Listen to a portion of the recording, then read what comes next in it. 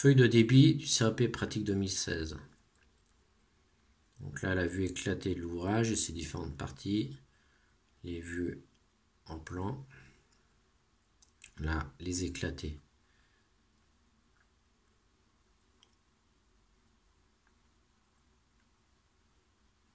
Et là, un peu les détails du montant. Bien. Bon, là, je vais reprendre ma feuille de débit que je vais trier par sous-ensemble. Caisson. Donc là, on a le plateau, les portes et ensuite le tiroir. Si je reviens par rapport au caisson, donc on va attaquer tout de suite par le montant. Montant, j'ai ma cote de longueur qui est ici de 831. Ok, ensuite ma largeur c'est 495, donc moins 20. Pourquoi moins 20?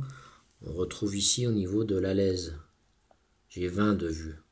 Et cette alaise là, elle fait 20 plus 6 de languette. Voilà. Ensuite, par rapport au fond. Donc au fond, je vais prendre les 452. Pop, pop, pop. Alors mon fond, on peut commencer, c'est quand mon fond, il rentre dans, c'est une languette bâtarde. La languette, elle fait 9, ou elle pourrait faire 8. On revoit là sur la... Ici, là, on voit un peu une languette bâtarde. Ok, donc on a les 452 qui sont ici. 452 plus 2 fois 9, donc qui fait 18, donc 470. Ensuite, la hauteur globalement, faut bien vérifier. Là, on va être à fleur du haut, mais en bas, voilà, on voit un lamello. Donc la traverse, elle va être au niveau de la traverse, donc 741. Ensuite, par rapport à la largeur, profondeur de ma traverse, là, c'est pareil, j'ai eu un peu quelques surprises.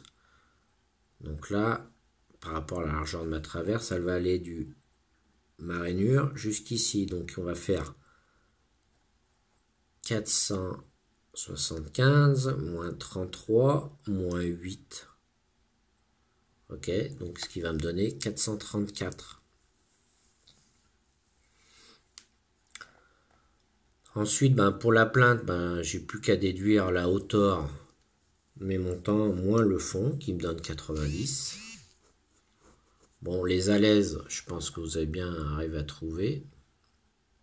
Concernant le plateau, on l'a ici. Donc pareil, on est sur des alaises de 20 de vue. Donc 515 moins 20 parce que j'en ai qu'une. Donc 495. Et là, 530 moins 2 alaises de 20 qui me donne 490. Pour la porte, globalement, vous êtes bien débrouillé. Pour la porte, donc on a la longueur des montants, 450, 412. Ensuite, pour la valeur du panneau, c'est simple, on fait... Si on veut déterminer la longueur du panneau, que ce soit la largeur, donc on enlève 2 fois l'épaisseur, la largeur des montants, donc 2 fois 50, et on rajoute 9 mm de languette. Donc ce qui nous donne 368 dans sa longueur et 330 sur sa largeur. Ensuite, pour le tiroir, je vous avais pas donné d'informations. Donc, on sait que des coulisses à billes, ça sera des coulisses à billes de 400 vu la profondeur du meuble. Donc, forcément, le caisson va faire 400.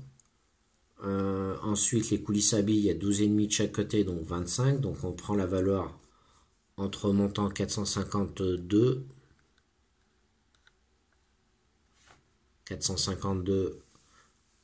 moins les 25, 427. 427, on va déduire encore 38, ce qui va nous donner 2 fois 19, les deux côtés de 19, donc il va nous donner 405. On va partir sur une hauteur de 100. Et ensuite, tout ça, pour éviter de changer le pointage, on va faire dans une rainure de 9, donc on fera mettre 1 mm de jeu, donc ça fera 8.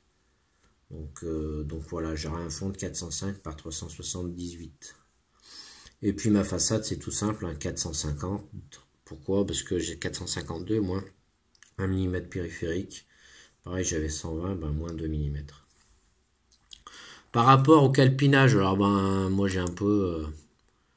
voilà, j'ai le logiciel, donc voilà un peu l'idée du calpinage. Bon, il y a des choses... Ouais, c'est à voir. Bien.